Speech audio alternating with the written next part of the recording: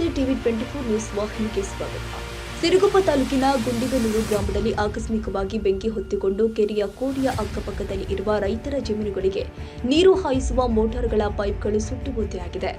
H Henkappa, M Hanumanthappa, D Veeresh ಅವರಿಗೆ ಸೇರಿದ motor ಪೈಪ್ಗಳು ಸುಟ್ಟು ಭಸ್ಮವಾಗಿದೆ. ತಲಾ 50,000ದಂತೆ ನಷ್ಟವಾಗಿದೆ ಅಂತ ಅಂದಾಜಿಸಲಾಗಿದೆ. ಬೆಂಕಿ ಹೊತ್ತಿಕೊಂಡು ಉರಿತಾರುವುದನ್ನು ಗಮನಿಸಿದ ಗ್ರಾಮಸ್ಥರು ನಂದಿಸಲು ಮುಂದಾಗಿದ್ದಾರೆ. ಆದರೆ ಬಿಸಿಲಿನಿಂದ ಬೇಯುತ್ತಿರುವ ಮರ ಗಿಡಗಳು, ಕೋಡಿಯ ಸುತ್ತಮುತ್ತಲಿನ ಜಮೀನುಗಳಿಗೆ ಬೆಂಕಿಯು ಕೆನ್ನಾಲಿಗೆಯನ್ನ ಚಾಚಿದ ಪರಿಣಾಮ ಆತಂಕಗೊಂಡ ರೈತರು ಅಗ್ನಿಶಾಮಕ ದಳಕ್ಕೆ ಕರೆ ಮಾಡಿ ತಿಳಿಸಿದ್ದಾರೆ.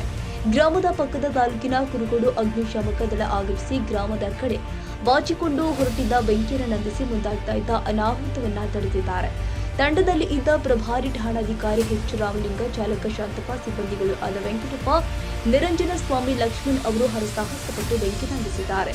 ಸಮಯಕ್ಕೆ ಸರಿಯಾಗಿ ಆಗಮಿಸಿದ ಕುರುಗೋಡು ಅಗ್ನಿಶಾಮಕ ಠಾಣೆಯ ವಾಹನ ಹಾಗೂ ಸಿಬ್ಬಂದಿಗಳು ಬೆಂಕಿಯನ್ನು ನಂದಿಸಿದ್ದರಿಂದ ನಮ್ಮೆಲ್ಲರಿಗಿದ್ದ ಆತಂಕವನ್ನ ತಪ್ಪಿಸಿದ್ದಾರೆಂದು ಗ್ರಾಮಸ್ಥರು ಆದ ನಾಗರಾಜ, ಹನುಮೇಶ್, ಸುರೇಶ್, ತಿಮ್ಮಪ್ಪ, ರಾಮಪ್ಪ ತಿಳಿಸಿದ್ದಾರೆ. ಹೊಂದೂರಪ್ಪ, ಸಿರುಗುಪ್ಪ, ಟಿವಿ 24 ನ್ಯೂಸ್.